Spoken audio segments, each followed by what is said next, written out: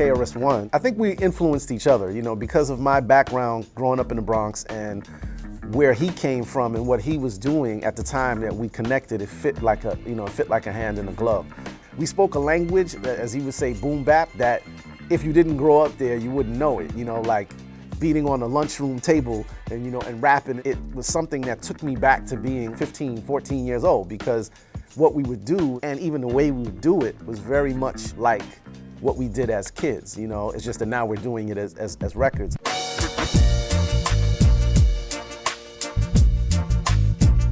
Damien has been around me since Miseducation because, like, as I said, we did the record at Bob's house. So at that time, we met everybody, you know. Lauren was, you know, with Rohan, and Stephen and Damien, all his brothers, you know, they welcomed us into their home, you know, into their dad's place to do the record. So by the time Welcome to Jamrock came, you know, you're talking about somebody that had been around already for almost 15 years, you know, like really gotten to know him. So they're all super talented. I mean, you know, look at their dad is like, so they're all, you know, music is just, their music day and night. Like, they live, eat, breathe, sleep music. It's, you know, you wake up, you're playing music. You're going to sleep, you're writing a song. So it was just more of an extension of like a relationship, you know, like that had been there all the time. But that particular song, I think it really touched on the hip hop thing that they were all influenced in, and it crossed that, you know, that area, which I think also even led to his collaboration with Nas.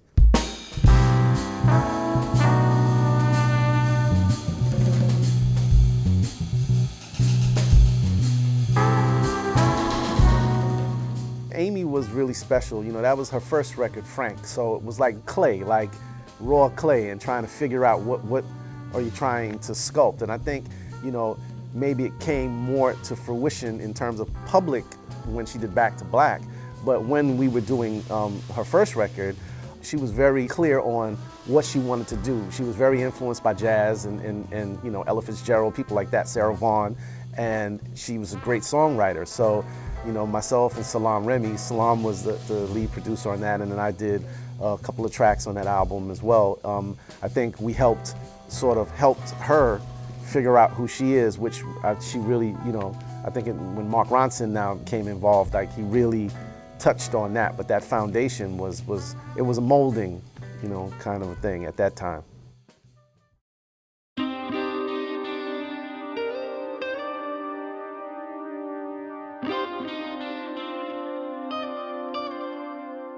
It was really supernatural. I think exactly what he called the album was exactly what it was. You know,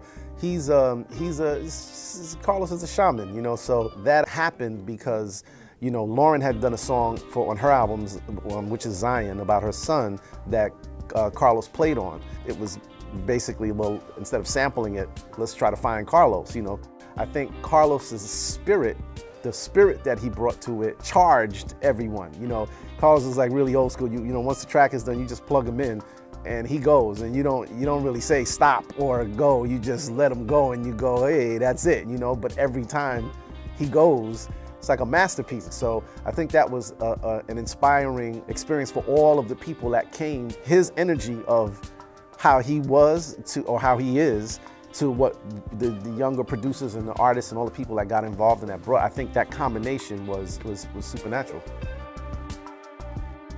Keep striving, keep the faith, keep believing, keep pushing, and keep thumping.